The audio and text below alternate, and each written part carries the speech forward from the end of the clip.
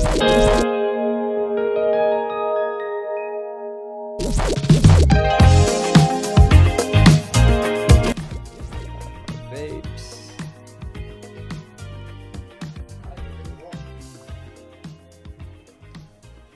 Kelly, you all right? 3, 2, 1, set hike. Now listen, I'm going Hollywood mode. All entertainment nowadays. Selling my soul to the industry. But before we begin, who's in the building? Give me a shout.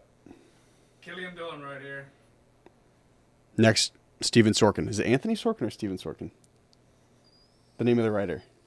Andy. Aaron Sorkin. Is it Andy? Social Network? Yeah. Yeah. Andy Sorkin? It's Andy Sorkin? Mm-hmm. Or is I think it's Sorkin? Steven. It's Aaron Sorkin. I think you're getting the last name. Aaron Sorkin, you're right. Aaron Sorkin. Aaron Sorkin. Okay, and who's over here? It's Armand Zaidi, #1 podcaster in LA.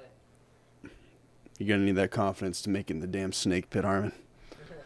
Armin, now real quick, this is just, I don't mean to put you on the spot, but I saw you like our content at about 3 in the morning. What were you doing up that late, brother? But, I don't know, dude. He's getting freaky with the content. I'm jerking off to Golden Deer Productions. Probably. We'll take it. And on my right, camera left, I have now a real longtime friend and an incredible audio engineer on the podcast for his 3rd episode, John Scott. What's up, Conor? Let's do it! You're a great guy. You're a great guy, man. Can you, before we move on, give a quick synopsis of who you are and what you do? My name's John Scott, born in Phoenix, Arizona. I went to Berklee College of Music, then started a studio when I was 22. Worked with Crazy Bone in 2015, Jeezy in 2017, Lil Baby in 2019, and then left for LA in 2021. Now, John and I ran our last episode 2.5 years ago, and I sent him a video, like just a snippet of the episode before we got here today, because I had asked John on the show, I was like, all right, tell me where you're about to be at in like 5-10 years. And you saw a video, right? Yeah, that was longer ago than I thought it was. Like, that was pre-pandemic, right? It was like probably 3 or 4 months before the pandemic. Right, because like I heard myself saying that it was like 10 months I'll be in LA, but it ended up being like 20 months. So was the pandemic. But the rest of the plan, stayed. But every time we've run one, we've always talked about like the simulation and manifestation, and like what you said. So what he said on the podcast, he was like, all right, 10 to 11 months, I want to train 4 more audio engineers. I want to move to LA, and I want to pop back to Boston once a month or so. Yeah. And I want to be in the industry.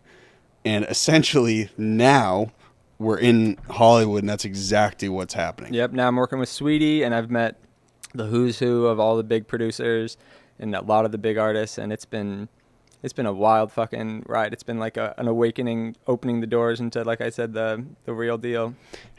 Have there been moments in the studio the past, like, however long this camp's been, where it's been like, wow, this is like really fucking surreal? It's not a camp. This is just the whole recording process, but all of it, so much of it has been surreal. Like, you get to a point where you're so overworked that shit doesn't hit you as hard, so you don't get like nervous by it. It's just like, oh my God, that's who's in the studio right now. Let's make some more music, I guess. And then you get used to them being in the studio, and then you say goodbye to them, and you're just like, holy shit, that just happened. Like, I'm going to remember that. They say you never know you're in the good times, but like there are definitely times where you're just like, this is one of those times. Like, I'm in it right now. Have you had a moment like where you've been able to reminisce, like, yo, I remember when I was like in the fetal position in the corner of Phoenix down, not knowing what I'm doing. Oh yeah. And now I'm here.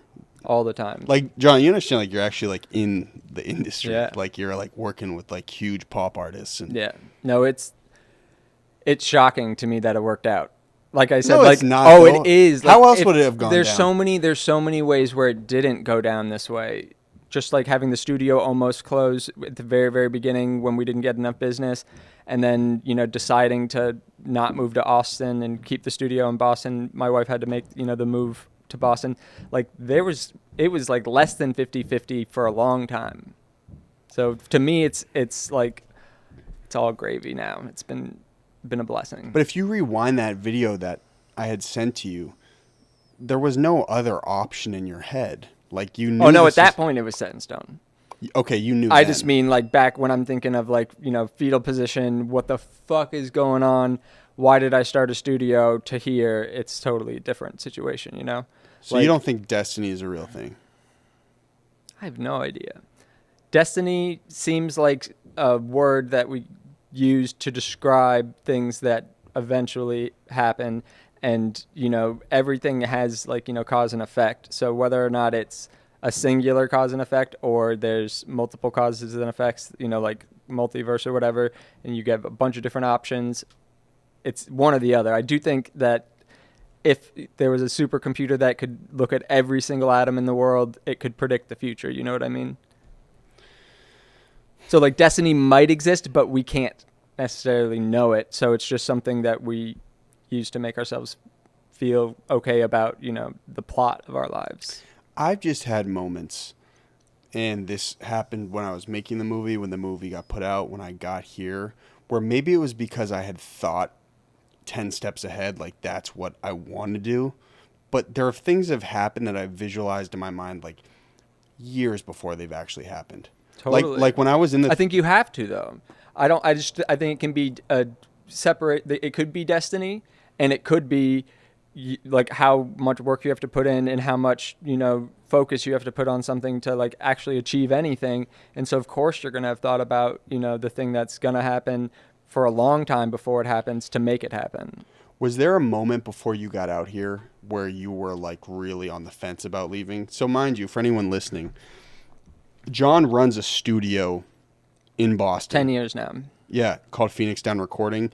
And essentially, it's like the hub for hip-hop in Boston. So he could have stayed very comfortable and stayed there and just made plenty of money running his studio, building it up, and kind of being that guy. But he took a risk, got out here, and excuse me if I'm wrong, but initially you were like, what the fuck? Right? 100%, especially with like the COVID shit still going on, and the transition wasn't the way that I was expecting before pre-pandemic, you know. Mm-hmm. Before it was just going to be, I'm going to be hitting and meeting a bunch of people and, you know, expanding networking right away. And then when it was like a little bit of a lockdown, especially because I was waiting for my wife to take the bar, which she passed. We found out 2 weeks ago. Let's go, wifey. Yeah, the California bar, so it's the hard one too. So yeah, I painted for a while to just not go crazy, and then did some mixes for people. But it was like, I've told people, just like a holding pattern for me for a little bit, trying to figure out what the next move was. And then once I did know, you know, once the timing was right, like I drove Caitlin to the bar. I called Big Bob, and he was like, "This, you don't know how perfect the timing was." Like, speaking of destiny, he was like, he's like, "I got something to show you," and he brought me somewhere the next day. I had a meeting, and then the next week I was working with, you know, Sweetie. Okay, so clarify who Big Bob is. Big Bob Kind of sounds like a porn star.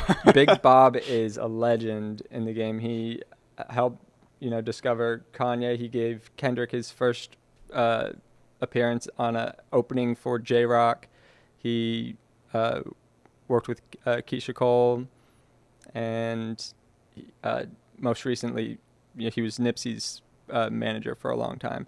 And so there's been a bunch of, you know, posts that have come out since Nipsey died where, you know, he's talking about his strategies. Like Nipsey famously had an album, the Crenshaw album, that was The $1,000 one? Yeah, it was $100. And Jay-Z bought like 100 of them, and other people bought like 100 of them. But Big Bob is the one who showed him the book that gave him that idea. What's it called? He's going to kill me if he sees this. 48 Laws of Power? No, it's 22 Immutable Laws of Branding. But I think the book that specifically that's from is by the same author of that book, but it's a slightly different one. It's like Contagious something. Now, where had you developed a relationship with him beforehand? In Boston, or? Yeah, so I worked with Crazy Bone when he came into town. He really liked my sound and wanted to work with me, and that was my first introduction to Big Bob because Big Bob was managing him, is managing him. And then I got to work with Joel James a little bit. We actually recorded a version of Boot Up for an artist before it came out with LMA like 4 years Really? later. I didn't know that. Yeah. So like that song Joel had written like a few years before it came out, like 5 years at least before it came out, which is pretty crazy. And so, That was like my first close touch to the industry, like to something big, you know what I mean? Like the Crazy Bone album was in Best Buy. So it was like the first time I made something that like was like seen by the world, exactly, or the country. you know, so that was it He's was an a, it LA was a artist, rude it Crazy was a Bone? rude awakening for sure, because there were so many things I wasn't ready for. I'm so much more prepared now than I was then, you know. I was gonna say, like, for anyone, like, what besides your ability as an engineer, like your actual skill, has been the most important skill for you out here making the transition that you learned just through your foundation? The people skills are like so much of it, because at this like level the audio, the shit needs to be on point, but the creation of a song is way more than just like making sure it sounds good. Like if the camera guy here were, you know, making us do 50, you know, setups and we lost our vibe and then we didn't want to do the podcast anymore, he might have gotten the best shot in the world, but he like ruined the Fuck podcast. the vibe up. You know what I mean? So like you can be so good at one thing and lack other things that are like just obvious interpersonal skills to, you know, keep a gig. There's a lot of, you know, strong personalities in this industry, and you need to know how to, you know, manage and keep people happy, and like you said, just keep the vibe up. How has that been for you, transition wise? Like, because you're an introverted guy. Like, I'm not. I don't think I'm introverted, but I'm you're not. an ambivert. I'm an ambivert for sure. I'm like both. Sometimes I'm like definitely want to be introverted, but then other times, like when I'm in my zone and I'm like super comfortable, then I'm like, You can turn it on. yeah. What was the question? How's that been for you? I mean, because like what I've noticed about LA is it's just like a super social city. Like it's great if you want to talk to a ton of people and meet a ton of people. I'm pretty good in the studio environment, at least. I think I wouldn't shine as much if I were having to like go to clubs and like events and other shit, because then I really don't know what to do, and like I don't know what to impress people with, or you know, like how do you just tell someone that you're really good at your job and that you know you're could be valuable to them if you know they do music or something in a setting other than the studio. So luckily the studio has been like a breeding ground for, you know, interactions and getting to get people's game and figure out little tips and tricks. Like everybody knows little things, and once you like talk to somebody long enough, they know where you are in your journey, and they're like willing to, you know, give you the heads up. When you go home after the studio sessions, have you been able to shut the game off in your head? Oh no. And Most of the time Caitlin all not. right with that? I mean, she knows that like if I struggle, she's struggling too. You got to make that bag, boy. Yeah, exactly. But like she knows that it's like not forever, and that like you got to get into a position where you can, especially in this industry, where you can be high enough so that you can make enough to have, you know, options and Leverage. be able to say no and all the other things. So like right now I'm back in Boston. I was in that position, you know, where I could say no, and I was making more money in Boston than I am here. You know what I mean? Because in Boston I could You're charge running a business. and I could charge $100 an hour in Boston and be booked up for the whole day and, you know, not get enough sleep. Whereas here, like I'm just starting over again. So I have to like make my name for myself, and then I can like you don't want to scare people away with, you know, prices, especially labels and stuff with this many hours. So it's, I'm working a lot more to make, you know, sort of the same amount of money, but it's for such a bigger cause that I know the dividends are going to pay off crazy. That makes it easy. That's the only thing that really makes it so it's like, how are you working this hard? It's like, because you know it's going to be worth it. Yeah, and she supported you this whole time. Oh, yeah. She No, knows Caitlin's that. amazing about all this stuff. Like, I had to cancel a date with her. We were about to go on the date. Like, I was Where? dressed up. This Korean barbecue place that's like, you know, fancy. Like, it was going to be like $200. It was going to be amazing. Like, her favorite food in the world. And then got the call. Hey, we need you to, like, hey, where are you? At the studio? I was like, no. And I was like, do you need me? And they're like, no one told you? And I was like, yeah. Fuck. So I had to go. But What are you gonna do? You're in the Show up. industry now, man. yeah. Do you So like the sacrifices are tough, but I know that they're going to be worth it, and you get more options the more sacrifices you make early on. Like, it's tough to try to decide to make those sacrifices later when you're not as in demand. You know what I mean? Yeah, you're on the grind. You're on the come up. Like, it's 24/7. Yeah. But I had to deal with this with my wife when I was doing the business, because part of it is that, like, you should have some more control over your own time when you are your own boss, but you also have to work so much harder anyway. So you don't really save a lot of that time. But by the end of my, like, Boston time, I got to spend a lot more time with my wife, and, you know, I could set my schedule. You know, it was just easier to say no. And now it's just like we're back a step in terms of me not being able to say no and her having to be extra flexible. So I always have undying, you know, appreciation. So, now that you're out here,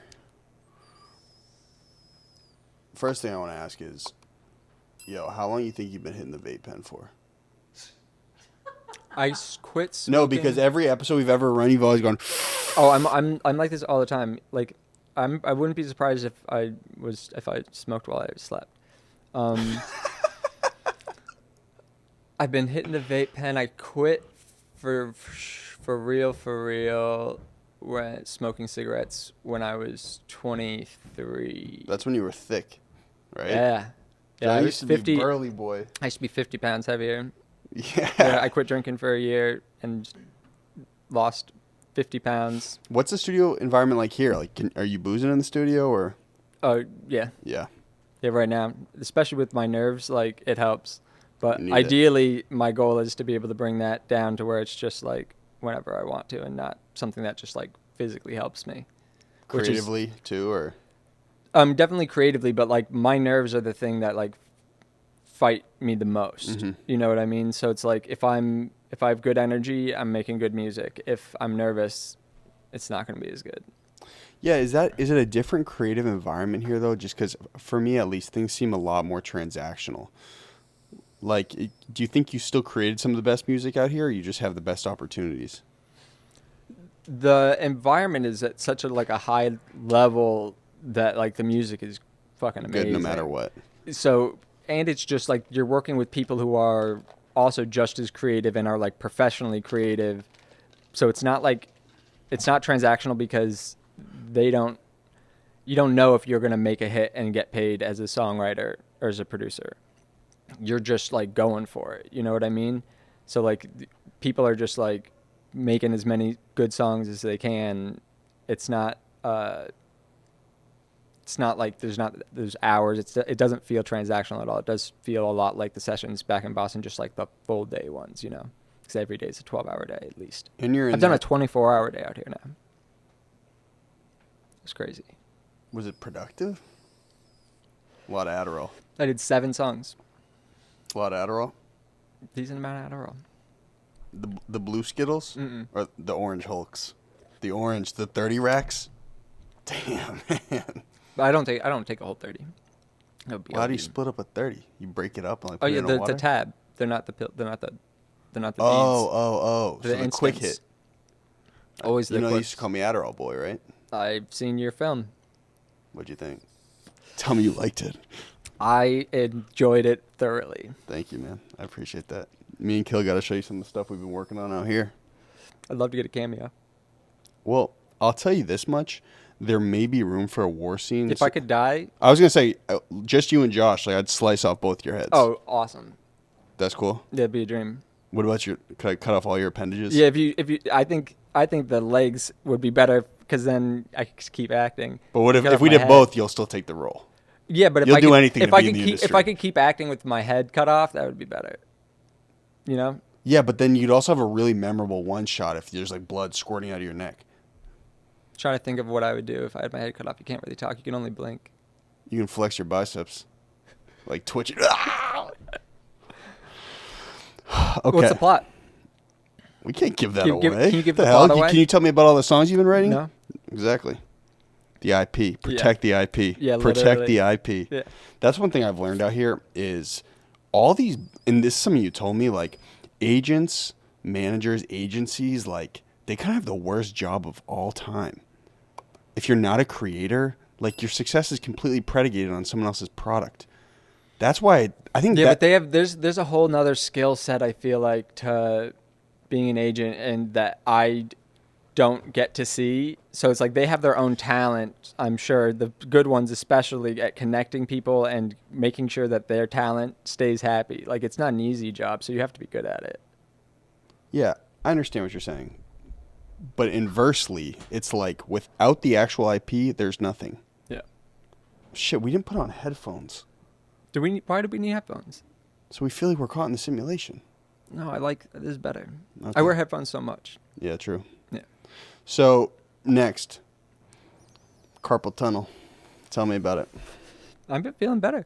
Yeah, you don't have the bands on or anything. I don't have the bands on. Like, these sessions are really, really long, but I'm not melodyning all day long. Like, people use me in Boston for a lot. And But, so, but like, that, Joshua, that's your skill set out here. Like, that's your advantage. it is, but it's not all day long.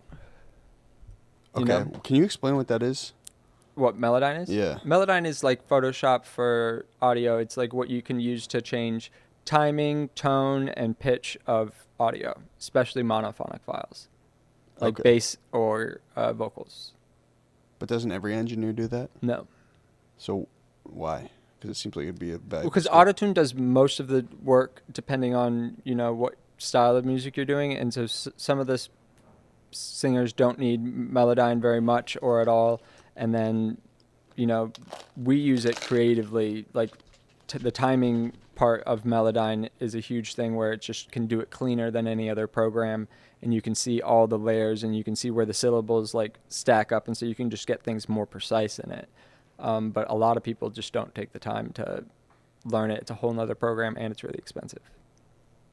It's like $800. So rewinding. So that was a very valuable skill engineering wise to have out here. Absolutely. Is that what got you in the door initially? No, but it helped. I mean, I don't know who knew that I melodined until like a couple weeks in. And by that point, I was, already Sweetie's engineer.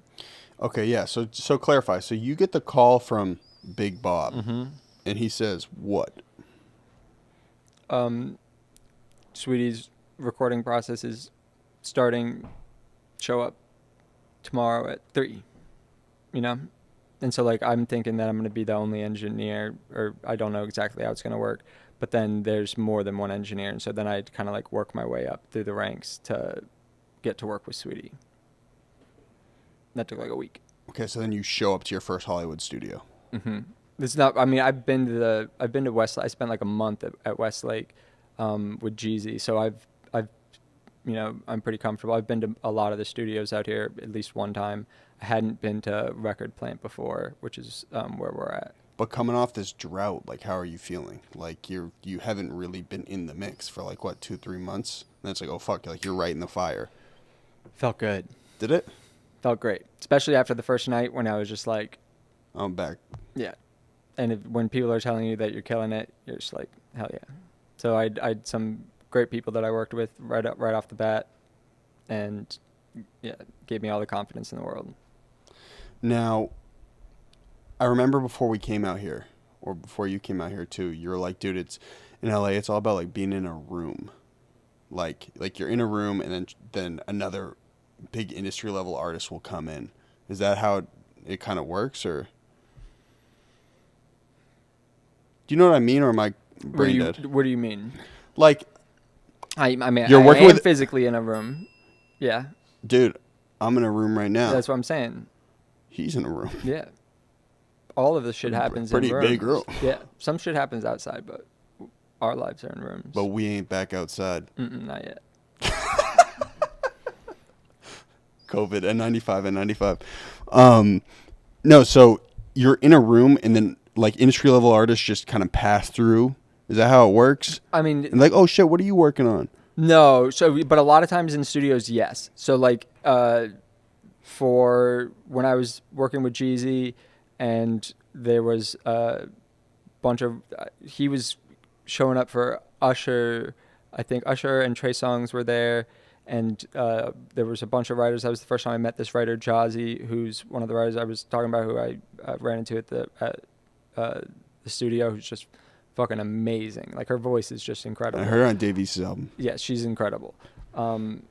And I got to record her, and then, you know, I remember one time I was back in Boston, and her management team hit me up after getting a recommendation from the engineers at Westlake, because they couldn't record fast enough, and she was looking for someone who was really fast, and they recommended me, and I was like, that was lit.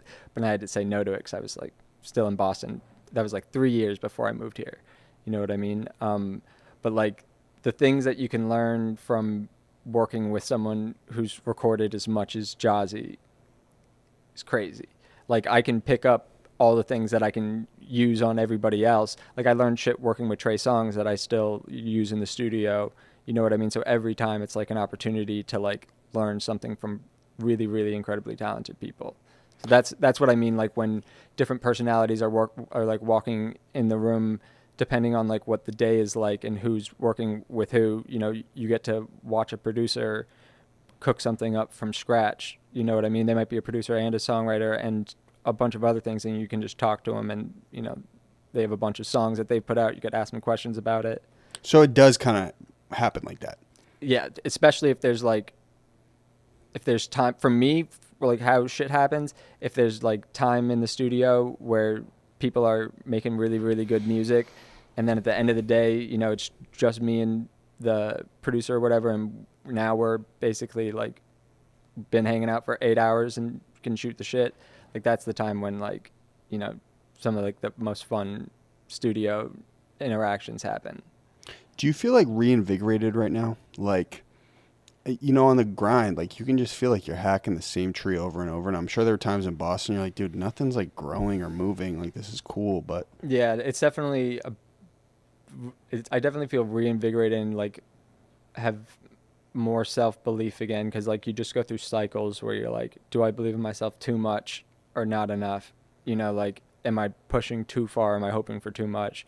And then, you know, something works out and you're like back to where your last peak was, and you renew that cycle of like hope and how far you think you can go until the next, you know, dip. But like, knowing a dip is always coming is like helpful to me, because no one is on a constant peak. There's never been a person who's been on a constant peak. Like, after a movie drops, every director has that same feeling.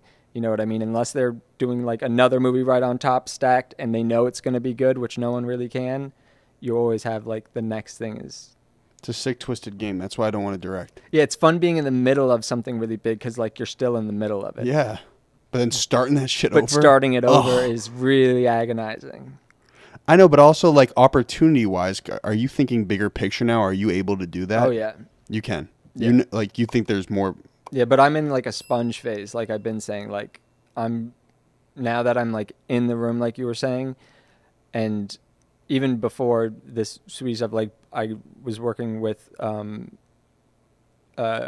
female artist, singer from London, and there was a bunch of songwriters and lit producers, and it was still just like a totally different experience than what I'd experienced as of yet, you know, up until like those 10 years. And I was like, oh, this is going to be different. This is just like a different level and a different style of care that you take working on each record. And in Boston, there's just not enough people to where that gets to happen a lot. There's not enough people who've done it to where there's like the confidence in the room and the know-how and the connections in the room to where you're like, oh, this song we're working on right now might actually like end up on the radio. What's it like working with like actually famous people now? It's cool when it's cool, and sometimes people aren't that cool, and you're just like, that was okay. You know, so it's a little bit just like how it is in Boston, where some people are like really excited. The only difference is that like if you know someone's coming and you have expectations, or you like their music or you don't like their music or whatever it is, you just know a little bit more coming in. Whereas like before, it's a mystery whenever someone new comes in. But I don't get as nervous as I used to, but I think part of it is like being exhausted, which helps. It's just work, right? Yeah, but until it's something where like you're so solidified that nothing can go wrong, or that like you can take a lot of hits, you just want everything to go right. So like that's where the nerves come from, just like making sure people are happy, and people have high expectations when they're that big. Being around like truly successful people industry wise, has it changed your financial goals? It's like, oh shit, I actually like am in a position where I could make $1 million a year. I could make 10 million. I don't know if it's changed. Can I speak from my perspective first? Sure. I walked through some incredible homes with a real estate agent out here in Calabasas. And I had these moments where I'm walking through these homes. He's trying to sell them. And he was like, yeah, this one's like 10.6 million. I sold that one up the street to Howie Mandel, etc. Right? And I'm like, it's actually unbelievable people live like this. Like, I'd never actually seen that or touched that, you know? Has it been similar for you?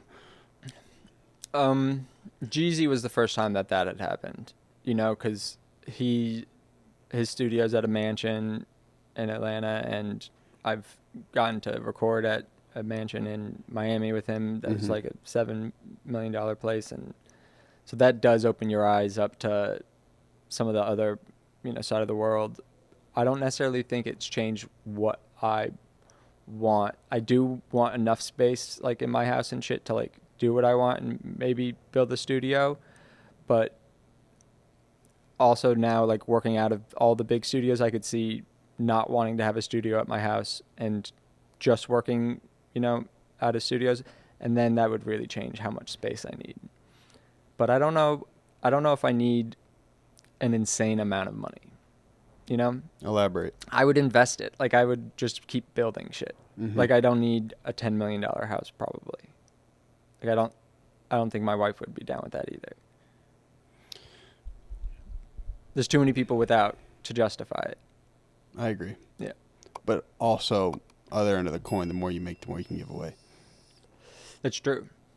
You can be But that's more what I'm saying. altruistic. I'd probably just invest it though, and like something that keeps generating. Materialistic wise. Yeah. But you did buy a $600 Balenciaga shirt. 7. They're gonna call. Yeah, I gotta take it too. Hey, what's up, Aaron? Hi. So I'm just waiting for the label to confirm. I don't want to go in yet because I want them to PO this session, especially because we're doing all this shit for them. Yeah. So just chill out. I want to say, like, let's try to schedule. I'm hoping that we'll get an answer by 4. Okay. If that works. Yeah, I'm already on the way. I'm just gonna grab the drives and bring them home, and then start. I already found a couple Warner Chappell folders, but I'll find the rest so that they can be happy. Okay, great. Okay. Thank you so much, man. All right. I'll be in touch within the next couple hours. Perfect. Bye. Okay, thanks. Thank you. I knew it was gonna happen, but like that's the other thing is like I can't. You can't say no. I can't say no. I understand. Yeah. There's only a few numbers, but. But when Aaron calls. You see your emoji? No, but I am seeing, like... Look at Big E. Is this Elon Musk's phone? This thing's insane. This is Big E. She's got the trophy. She's Coming through with those checks. Mm-hmm. Oh, yeah. Yeah. All right, first baller check. Where you going? Malibu. Really? No, I think I might be going to Malibu anyway, though. No, boo. No, Been boo? out there yet? No. Are you really good? No, boo. Come on, man. I've not had it. Okay. Unfortunately, I'm not in that tax bracket yet. How much is Nobu? Quite expensive. Is it like $300? I think minimum Oh shit. per sitting. Okay, so I probably won't.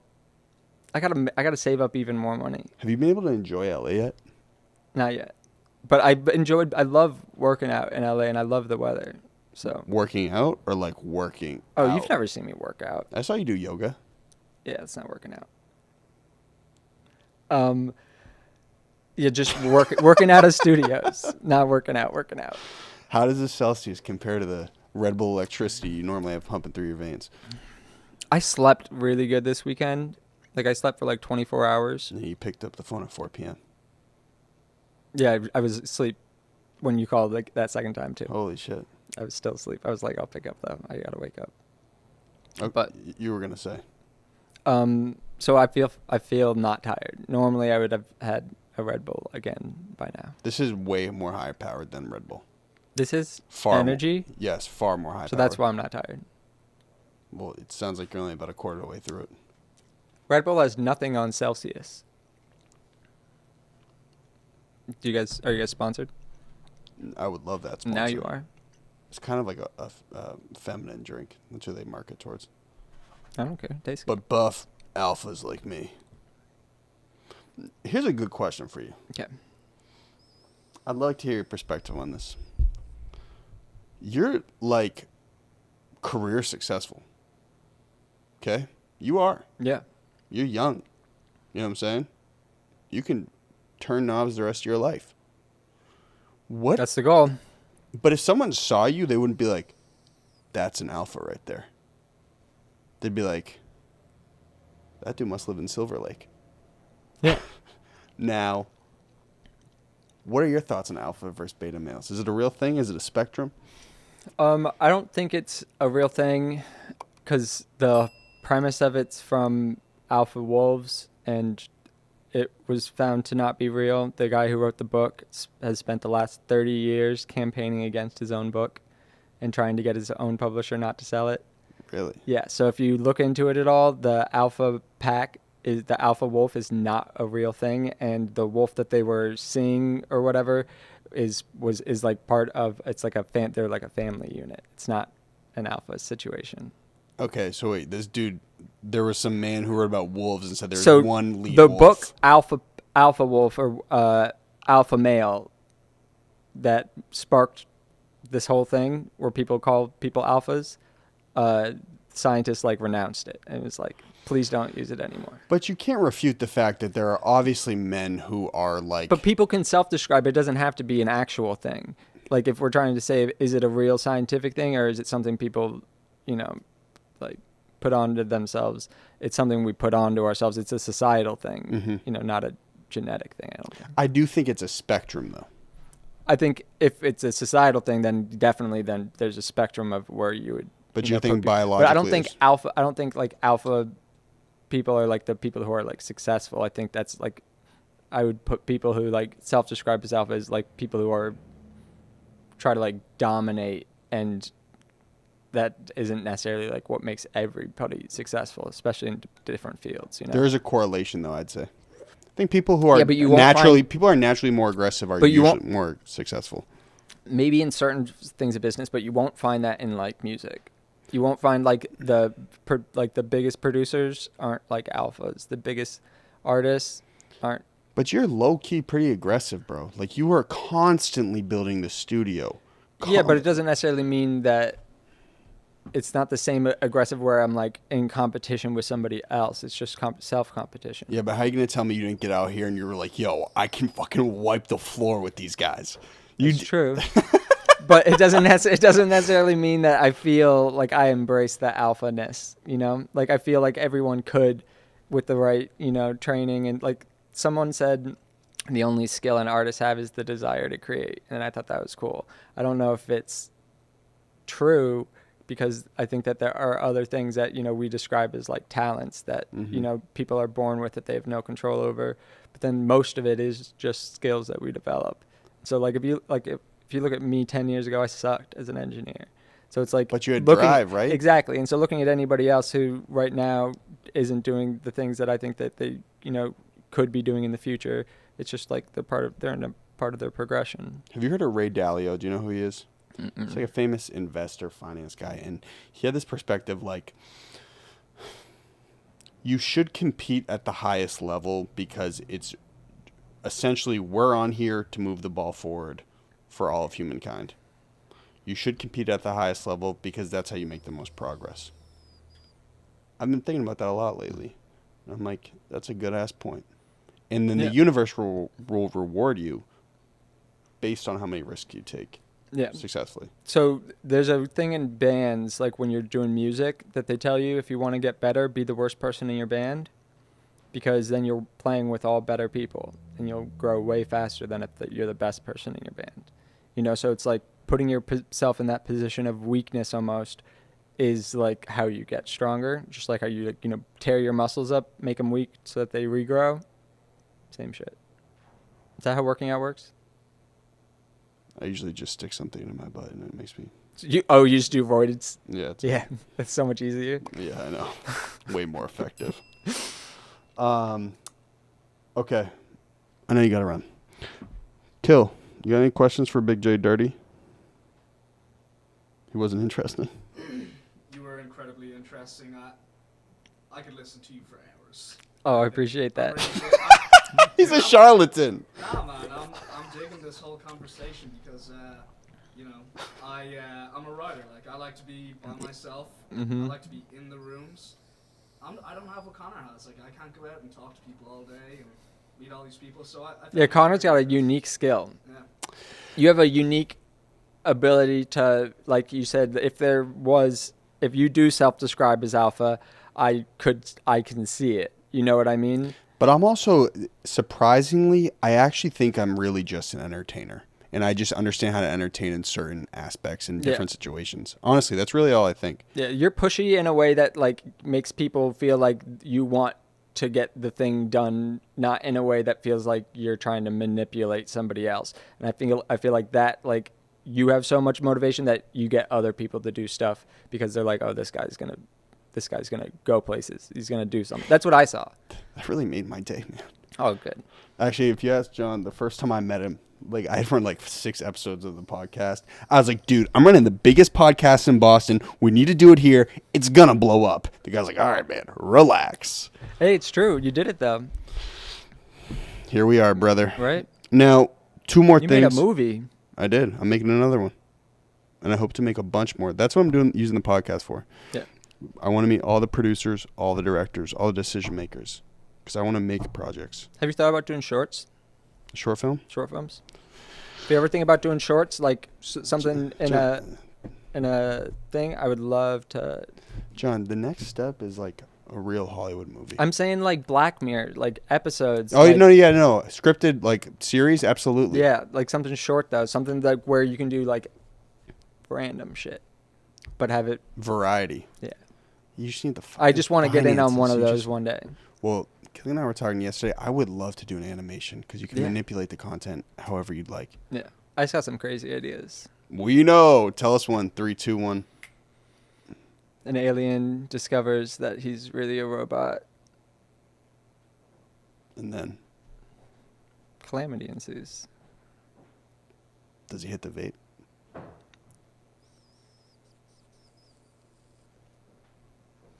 Okay, a robot discovers that it's really alive. Then what's everybody else? They're real too.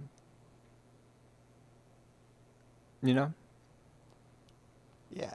So imagine you're like Iron Man and you realize that like your suit has a body underneath it and you're not a robot. Do you see what I'm saying? It's a great plot. I'm not fully following that one, You'll have to cut it. but I know you execute, so whatever's on your brain, I'm sure we can pull it off. I'm gonna draw it for you. Sonically, I would like to get you involved with the next one. I would love it. You were busy on the last one. I was super busy. We'll show you after. We'll show you what we're thinking of. And I'll show you some cool stuff. You're going to look at the VFX. You're going to be like, yo, what the fuck's wrong with this guy? Second to last point. Tell me about the Crumb project real quick. Because I know there's a gazillion Crumb fans. So Crumb is in the process of writing their new shit, and it's going really, really well. I'm talking about you specifically, though. That's what I mean. So like we just recorded some demos. They've been writing, and then the next step is going to be probably album phase. So they just finished tour. It's up to them now. I'm waiting for a call, and then we're going to get back in the studio. Cool. Last point. We'll run one back in a year and then in 5 years, just like we did in the last episode. Tell me what's happened. Tell me what you have accomplished, and tell me what you'd like to accomplish. Tell both? I really actually want you to take a moment with this, because what I've been noticing with podcasts is like this is going to be a document for your grandkids. Yeah. So really think about it. So wait, what I have accomplished? 5 years, what have you accomplished? and then we'll. What have I accomplished in the past 5 years? So we play this in 5 years. Saying hi to the simulation. What's up, brethren? Where are you? What have you done? Oh, in 5 years, what have I done? Okay, in 5 Also, years. say what's up to your grandkids. Yo, grandkids. This is the one thing I want you guys to know about me. Numbers 1 through 6? You have just 6? Pretty small family. I don't know. Grandkids. The one thing I want you guys to know about me is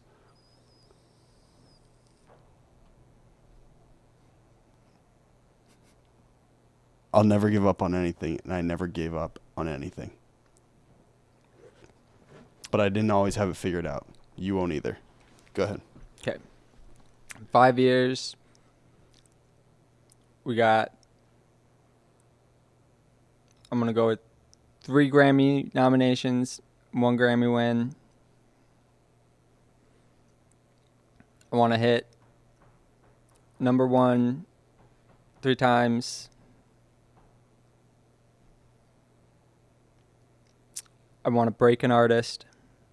I want to have an artist that no one's ever heard before, that my recordings get heard to the world first.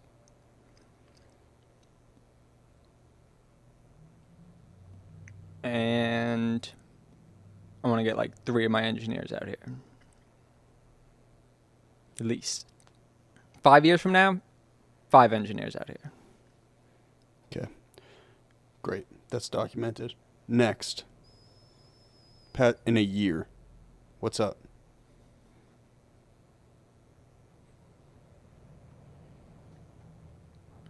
I'm going to go with 1 Grammy nomination, 1 number 1. And that's enough. Platinum plaque. Yeah. Definitely 1. I got to order some platinum plaques. I'm very, very close to getting my credits cleared with QC for the little baby shit. The baby putting on for the city. Yeah. There's like 4 of them. Phone Down. You need to get that. Marketing-wise for the studio, you need that. Yeah. Phone Down, Forever, Hurt, and the baby one. Those numbers are ridiculous. Yeah. It's insane. Also, hopefully Millie's has one soon. Millie's 4 days. 4 more days. Talk about fucking grind. Talk Yeah, about hustler. right? Yeah, like people to believe in, and yeah, how much someone wants it is based on like how hard and how consistent they work for it. Like, and not overthinking, just executing. yeah, exactly. Because like you can overthink for months what you can find out through a failed execution in a week, and then just regroup and do it right the next week. He's been an incredible lesson on momentum. Yeah, Like I study it meticulously. I remember him having 25,000 followers one year, and then making a note that the next year he had 50, and then sure enough, the next year he had 100, and then the next year he had 200. Like, I've never seen someone be like more just consistent with how their fans. He's not like a viral thing. He's just getting consistent fans who really fuck with his like catalog. Hammered his brand. Yeah. Hammered his brand. Like, yo, I'm the white dude who's street and can freestyle. Yep, and isn't faking it. Like, born into it. Like, you know. Yep, it's pretty crazy seeing. Yeah, some of his friends, like I've seen just pictures when they were like 10 years old, and he's like, this is, and we're just chilling in a mansion now, and I'm like, this is outside of a Project 8 housing thing, and I'm just like, come a fucking long way. Just hammered it, man. Just so consistent. Because mind you, I don't know when we shot the movie, when I killed him off, but it must have been 2020. What was the first thing that really moved? What was that first in like 2020? It had just happened. The G Herbo song was big. I remember that. Feelings was the first one I thought. Or maybe it's not called that. No, it was one of those LA Leaker freestyles or something like that. It was one of those freestyles. You'd have to ask him, because there's a few where, you know, he'll say that he had the opportunity to, like, you know, get it to blow up, but it's not cheap to do all the stuff that you need to, you know, get DJs to play and get it to have enough promotion to, like, take it to that next level where it's, you know, getting radio streams. But now that he's had like so many songs go over 1 million, like I remember when he was just like how hard do I have to work to get a song to go over 1 million, and now he's had like 4 this year that went over 1 million. Yeah, it's inspiring. Yeah, he's had one go over 1 million in like 2 weeks or something. He's a beast, and another thing I'll say is he didn't let himself feel like he was getting aged out either. No. When a lot of dudes would. Yeah, a lot of people would have started Like coming at up with 30, a they plan were- B when he was just getting better and better at it. Like Nipsey said, like, how far away are you from where you came, and are you closer to where you want to be than where you started? And if so, keep going. I've seen that TikTok. I think I saw it yesterday. Yeah. Okay. This is how we start and end the episodes. Okay. This is how we start and end the episodes. You know. You've done it like 4 times. Armand, thank you. Killian, thank you. Hi, your name, and this is my golden hour. Hi, your name, that was my golden hour. You don't remember this? I do. Okay. Hi, my name is John Scott, and this was my golden hour. Hi, my name is John Scott, and that was my golden hour. Live from LA. And look at my bicep. All right, Armand. Thank you, bro. We're good. Did I Thank you, do Joe this? Did I do this is? Thank